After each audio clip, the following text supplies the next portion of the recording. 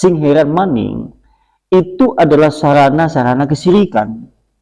Itu kan adalah sarana-sarana kesyirikan ya. Tapi yang namanya di masyarakat kita, syirik dalam jenis pengagungan kepada orang-orang soleh, ini menjadi budaya yang membudaya hampir-hampir semua masyarakat melakukannya. Mulanya kadang-kadang pemahaman syirik terhadap permasalahan ini kaum muslimin buta. Mulai lucu-lucu, anak pengumuman nang masjid, besok direncanakan akan diadakan wisata religi, kunjungan ke makam wali. Ya kan? Ya, kan ini kan mereka berkeyakinan nanti kalau berdoa di sisi kuburannya makbul. Nanti tatkala berdoa di sisinya semua hajatnya akan dipenuhi dan juga menambah keberkahan dari Allah. Padahal itu adalah sarana-sarana menuju kesyirikan. Seperti ini maksudnya. Ketika kita dihadapkan kepada satu hukum, tapi seakan-akan memiliki dua hukum yang berbeda. Contoh masalah itu, kuburan. Kuburan wali-wali, baik di negeri-negeri kaum muslimin hari ini, kebanyakan semuanya dibangun dengan bangunan yang megah. Sementara ada satu kelompok yang menyebutkan itu adalah perbuatan sunnah. Bahkan itu adalah sarana untuk mendekatkan diri berwasilah. Tapi satu kelompok menyebutkan syirik, bahkan itu termasuk kategori syirik yang mendekati syirik akbar. Jika pelakunya kemudian melakukannya bisa mengeluarkan seorang dari Islam. Jika terbukti dia memang betul-betul berdoa kepada selain Allah melalui media orang-orang soleh yang telah meninggal.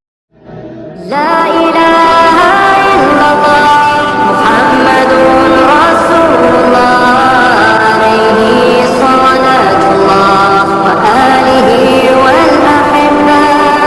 La ilaha illallah. An Abdullah ibn Mas'ud. Sekarang perkataan Abdullah bin Mas'ud. Qala berkata Abdullah bin Mas'ud, akbarul kabair, dosa yang paling besar daripada dosa-dosa besar.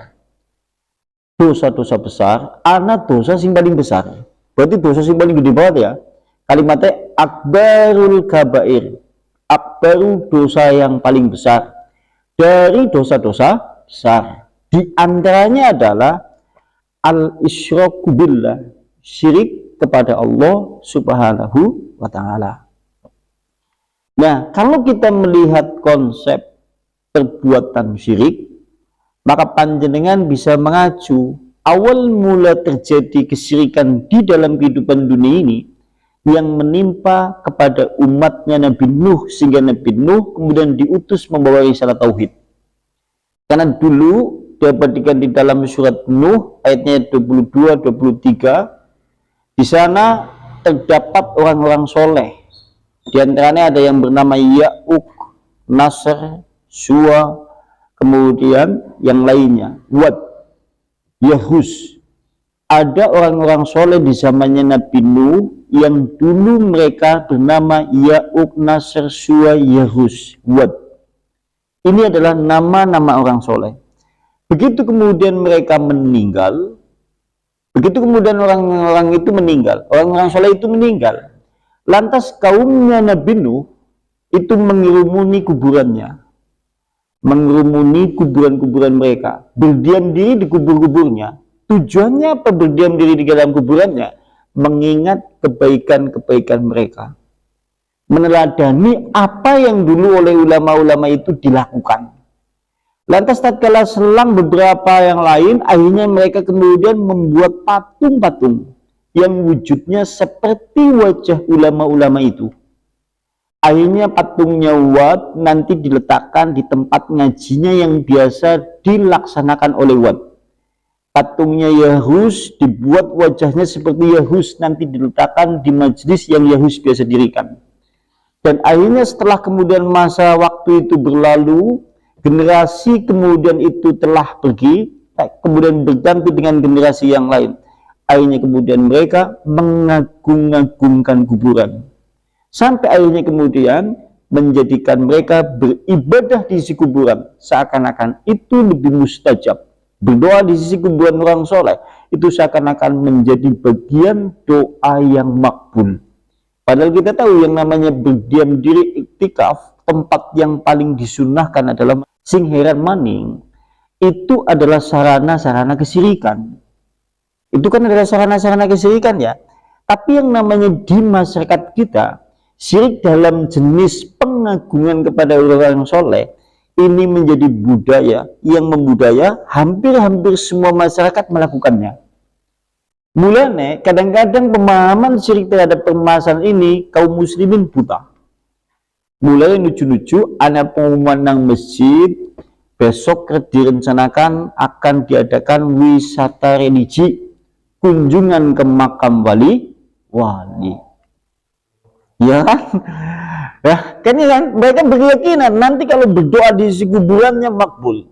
Nanti tatkala berdoa di sisinya semua hajat akan dipenuhi dan juga menambah keberkahan dari Allah. Padahal itu adalah sarana-sarana menuju kesyirikan. Seperti ini maksudnya.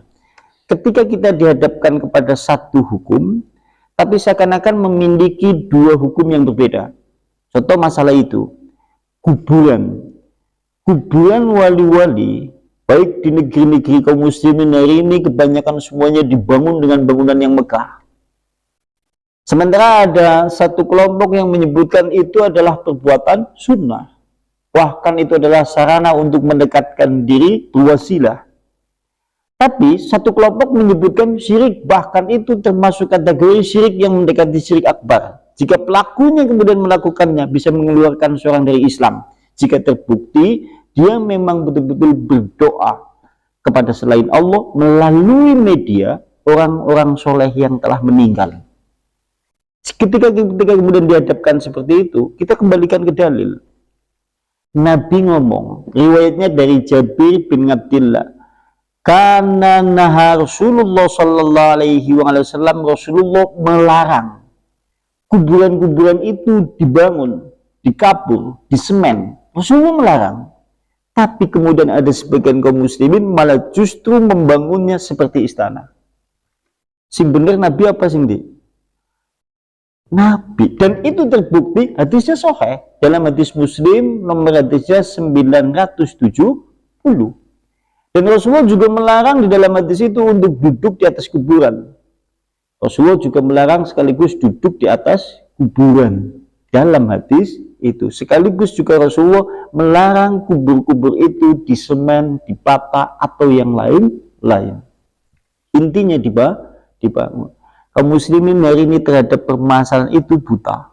Sehingga kita masing-masing yang ada di dalam kehidupan hari ini, kita memiliki kuburan dari mendiang-mendiang leluhur-leluhur kita yang notabene kuburannya semuanya dibangun. Dan kita kadang-kadang kemudian memiliki satu keyakinan yang akhirnya salah. Karena anggapan kita orang mati di kuburan itu, padahal orang mati nanti nang alam barzah, bukan di tempat itu. Itu hanya penanaman jasad saja. Tapi orang yang mati semuanya ada di alam barzah, alam tersendiri seperti alam dunia.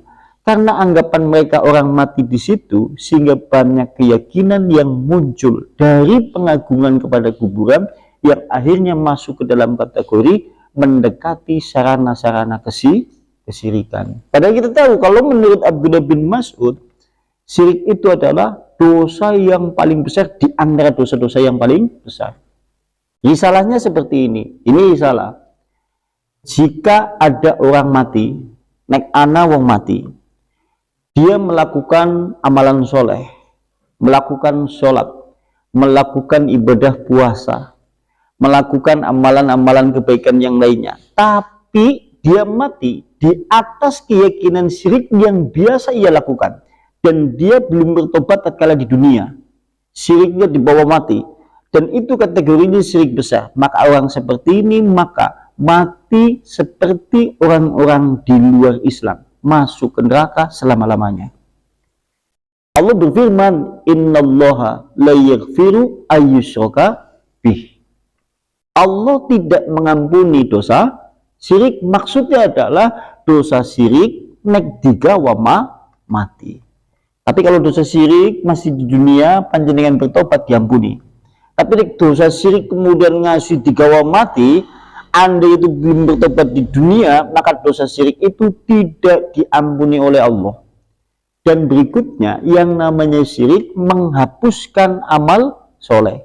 Mulanya anak-anak ayat Al-Quran, wa ma asyraka billah, barang siapa berbuat sekutu kepada Allah, la habbita a'maluhum, maka sungguh terhapus amalan-amalan mereka.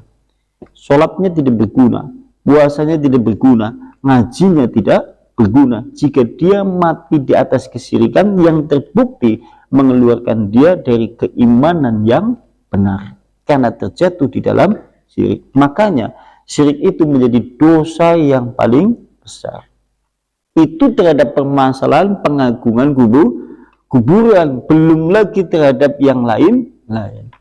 Kaum muslimin banyak yang tidak paham terhadap permasalahan itu. Oke. Dan banyak yang terjumus di dalam hal-hal yang seperti itu. Sehingga muncul cerita sing aneh-aneh. Anu wali, kan keturunan wali. Dia dulu tatkala kemudian selama hidup, dia naik haji, yaitu tatkala naik haji ke Mekah, dia naik daun kelapa. Wah, dewek diceritakan iku ke zaman biyen. Ya. Ya, tidak didongeng iku, kan dia didongeng iku. Kan ya, dan kita percaya zaman dulu. Iya.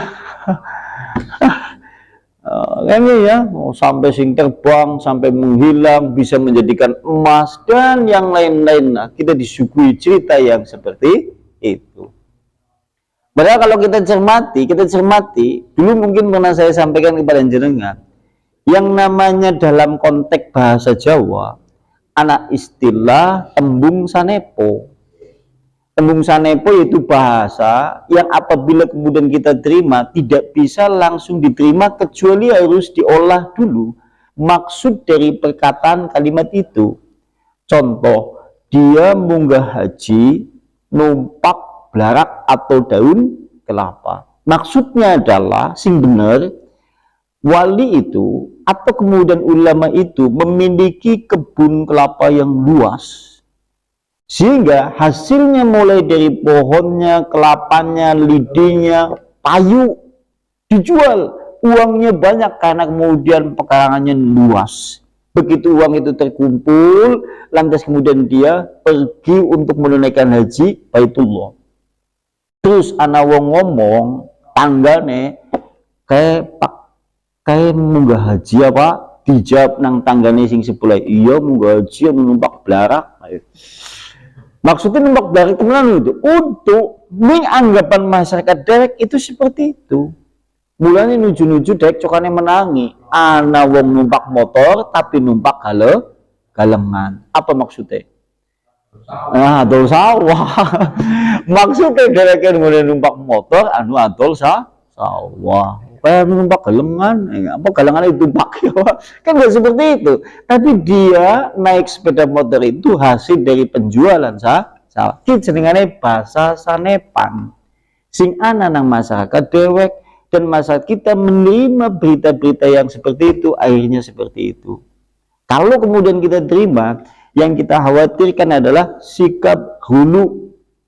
Hulu itu berlebih-lebihan kepada orang soleh yang telah meninggal, yang nanti bisa menyeret pelakunya menuju kesyirikan. Itu baru dalam hal kategori syirik yang jenisnya pengagungan kepada kuburan.